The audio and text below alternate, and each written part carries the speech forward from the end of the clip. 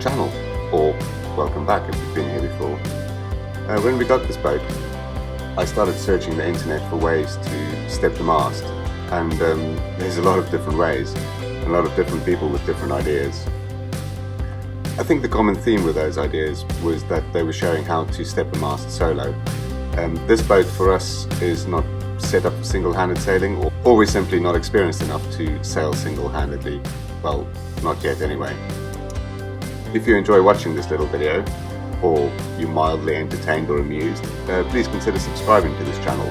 It costs you nothing, and it helps us out.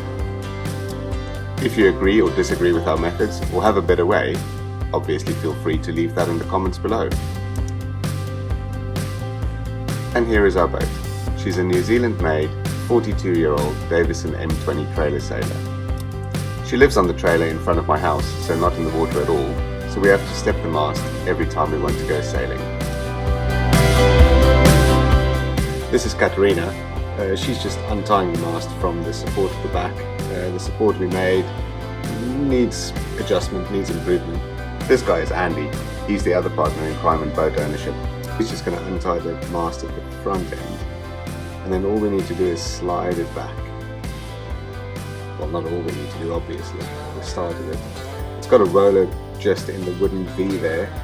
Again, it works pretty well, but we do need to adjust it somehow.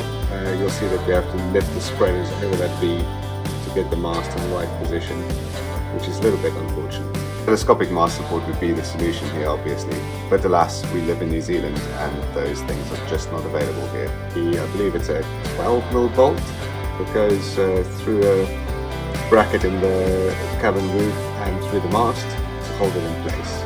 We use 2 nuts there, one for locking it off. Once that's done, we're pretty much ready to go. If we now go to the bow of the boat, you'll see that the green line, which is our jib halyard, is attached to the same strong point. Whatever it's called is where the forestay attaches. Katerina's standing on the roof now with the jib halyard in her hand. Andy made sure that there's no snag points. Now he's just going to heave ho and lift that mast. Once the mast is at the vertical, you can then lock off the jib halyard. We've just got a jam cleat that it goes into. Obviously, if your boat is bigger, you might have a winch there, which might be easier or different, or a cam cleat or something else. At this stage, the mast is pretty much under control. Now Andy's got the forestay there, and he's going to put that into the bracket, which then levers down to tension it. Once it's all tensioned up, it looks pretty much like this, and we only remove the jib halyard when we put the jib on. It's a Hancon jib, obviously not a further one, which I would love to have. And that's pretty much it. She's ready to go. The boat tractor of choice today was Audi A6 Quattro, so at least it's 4-wheel drive.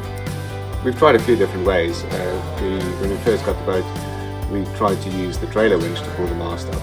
That was a problem because as soon as it went off the strut at the back or off the support at the back, it wanted to fall either to the port or starboard side. We've also tried to manufacture a gin pole, and we've also tried to raise the mast using the main sheet.